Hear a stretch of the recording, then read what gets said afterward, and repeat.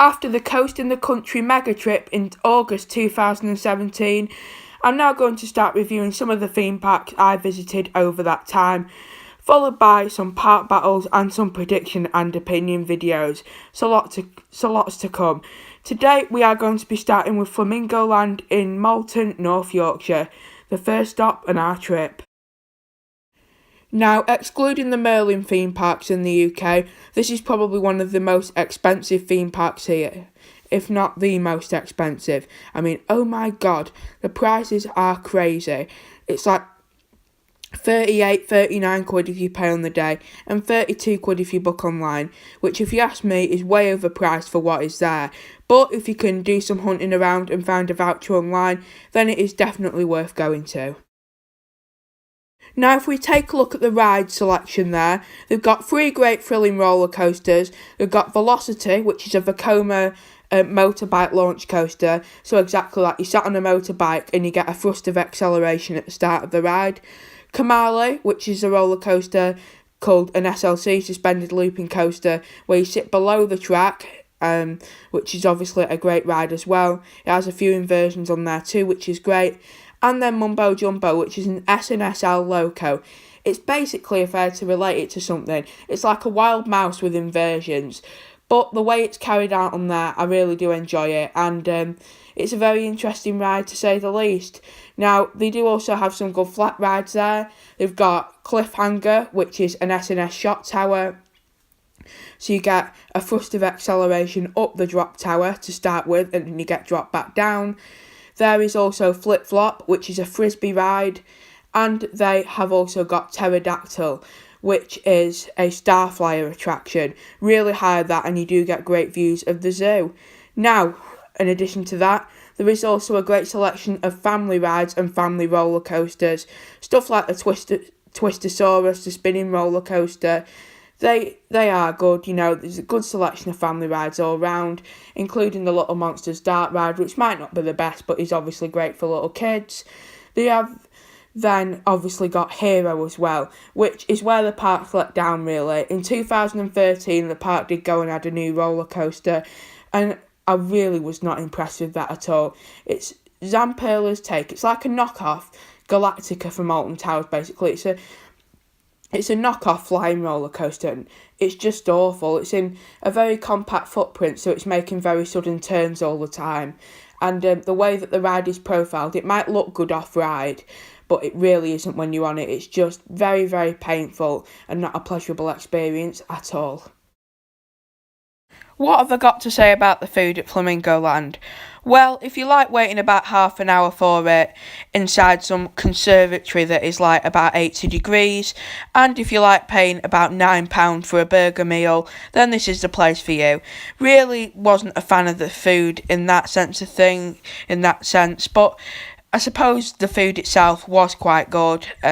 The burger I had, you know, it was quite tasty. There was a good portion of fries and things, but it really wasn't a highlight to the day. And if we did go again, we probably would just bring a packed lunch with us to say that, you know, we burnt quite a long time of our day in there. And, you know, the park doesn't have great opening hours anyway.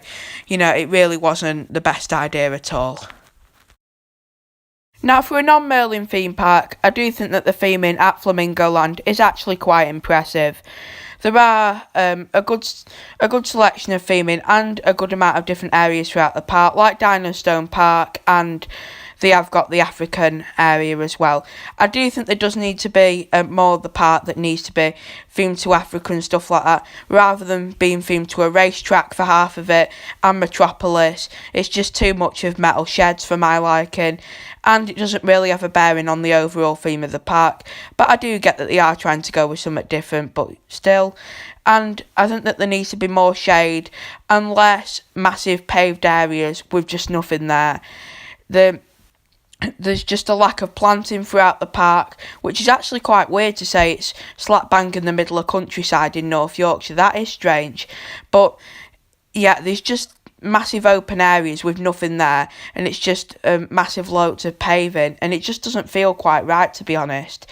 It just feels like there either should be a ride there, or benches, or a food outlet, or just something to fill the space, or even just grass would be better. But yeah, in some areas it really doesn't look the best.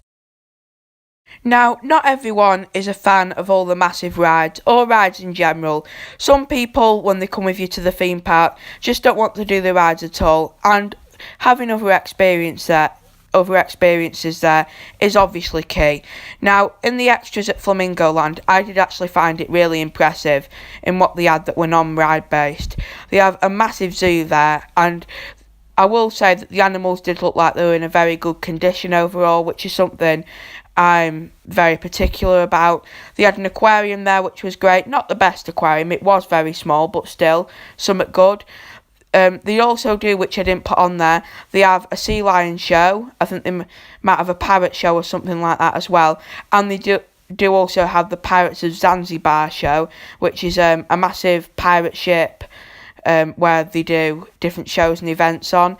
They also have Crazy Combat area, which is, if you're a fan of Call of Duty, any of the gun games that you can go on the PlayStation, Xbox, whatever. Now that is great there. I did go in that with my brother. He's really into stuff like that, and we killed about half an hour in there. It was good.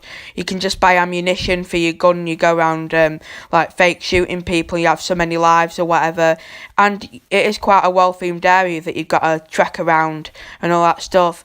And then for little kids as well, they do have a splash park. Quite a big one as well. So on them hot summer days, which are quite rare in Yorkshire, but anyway, yeah, there is something good to do. And yeah, they've got a massive pirate ship in that as well, and some good areas, some good splash areas too.